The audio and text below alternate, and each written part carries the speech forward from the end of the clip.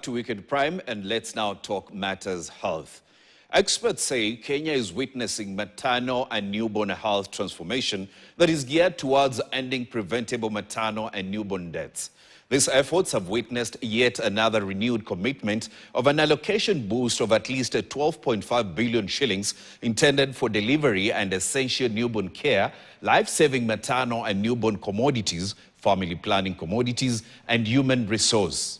On this episode of the Health Digest, Gloria Milimu looks at some of these renewed interventions and what they mean for mothers and newborns.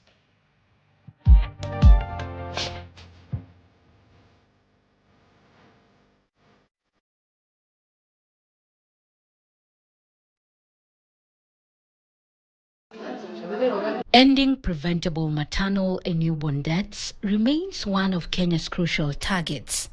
A target that experts say requires more than just commitments on paper. And now, in what is seen as yet another step set to push Kenya closer to its Every Woman, Every Newborn, Everywhere initiative dubbed Iwene, that seeks to reduce maternal deaths and neonatal deaths, the country is said to have allocated an additional 12.5 billion shillings towards this cause. Through the initiative, Kenya hopes to reduce maternal deaths to at least 140 per 100,000 live births and at least 12 neonatal deaths per 1,000 live births by 2028. Of this amount, 5 billion shillings is meant to facilitate the recruitment of at least 5,000 nurses who are expected to offer critical maternal health services. Another 4 billion shillings has also been set aside to cater for delivery and essential newborn care. Similarly, an additional 1 billion is intended for life-saving maternal and newborn commodities, with family planning services getting a 2.5 billion shillings boost in allocation. In May this year, we launched the Every Woman, Every Newborn, Everywhere Iwene acceleration plan, where we made a promise that no mother, no child should be lost to something preventable. So we must ask ourselves honestly, how do we turn that promise into a daily reality? The answer is not complicated. It takes leadership, investment, skilled healthcare workers, reliable equipment and supplies, referral systems that actually work when a life is on the line.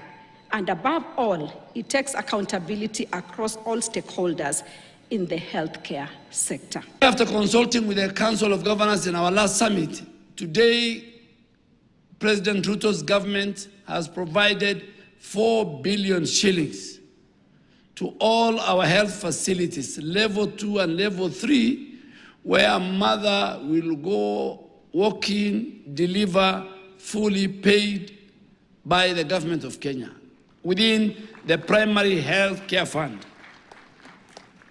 And not only for delivery, but for all the newborn care essentials.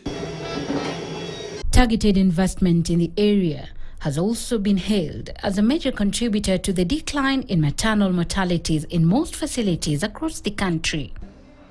In Nairobi, for instance, Pumwani Maternity Hospital is said to have recorded 0 maternal deaths in the past 1 year.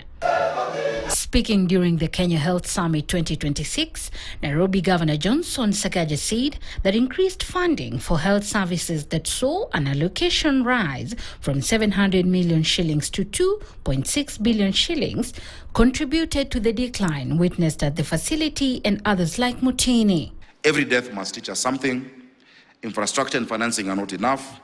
We need more as leaders, accountability, which is why together with the ministry and DHA and the COG, every governor in Kenya has a dashboard where every day they can tell how many births took place in their facilities, how many deaths, if any, took place in their facilities, and the interventions to make.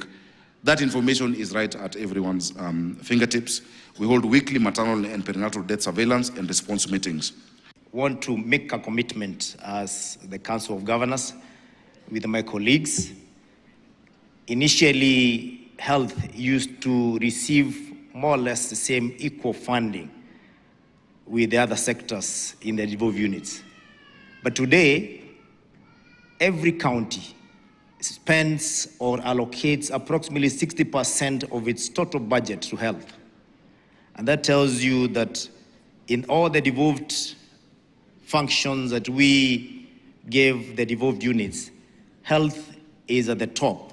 It is at the summit. It is of critical importance because without that health, then all the other functions cannot be able to be performed. Other efforts to enhance maternal, newborn and child health services include a bill that seeks to impose fines on individuals and facilities whose actions caused the death of women and their children.